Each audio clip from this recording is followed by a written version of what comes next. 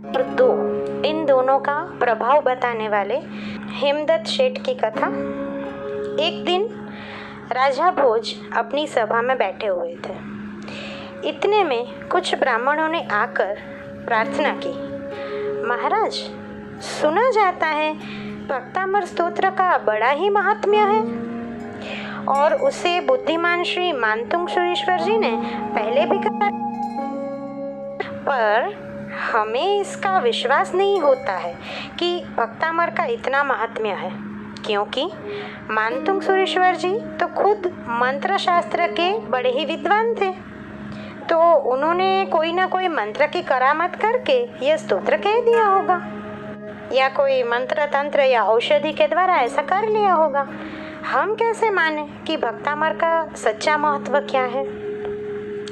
इसलिए हम भक्तामर का सच्चा महत्व तभी समझेंगे जब कोई दूसरा व्यक्ति ऐसा ही चमत्कार करके दिखलाए।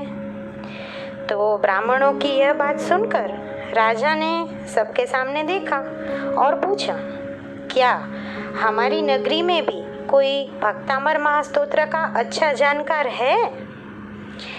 उनमें से एक नगरजन बोला, जी महाराज, हेमदत्त शेठ भक्तामर के अच्छे जानकार हैं। वे बड़े ही भद्रिक, धर्मात्मा एवं सदाचारी श्रावक हैं।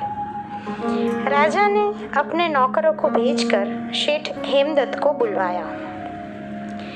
हेमदत्त शेठ राजाज्ञा पाते ही विलंब किया तत्क्षण राज्यसभा में उपस्थित हुए। राजा ने उनका उचित सम्मान किया और पूछा, क्या आप भक्तामर को, जो कि श्री मानतुंग महाराजा ने बनाया हुआ है, उनको जानते हैं? सुना है कि आपको भी कुछ सिद्धियां प्राप्त हैं। कहिए, क्या ये बात ठीक है?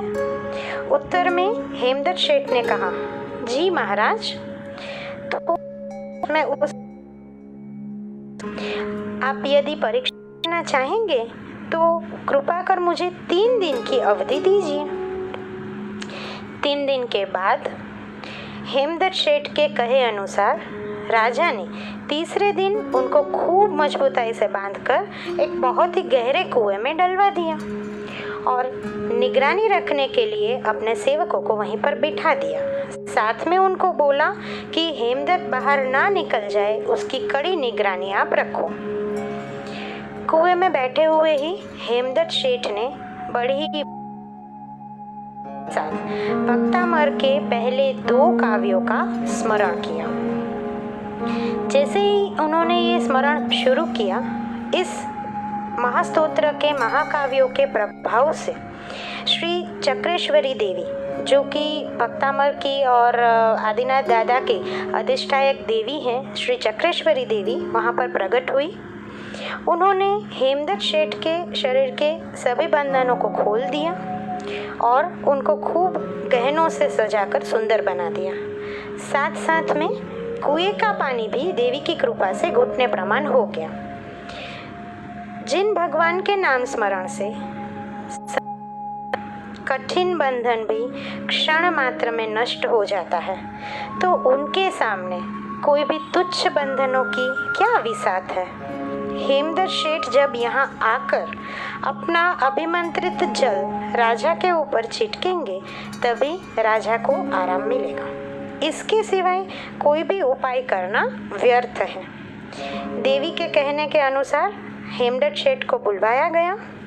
उन्होंने अपना अभिमंत्रित जल राजा के ऊपर छिटका और देखते ही देखते राजा एकदम स्वस्थ हो गए।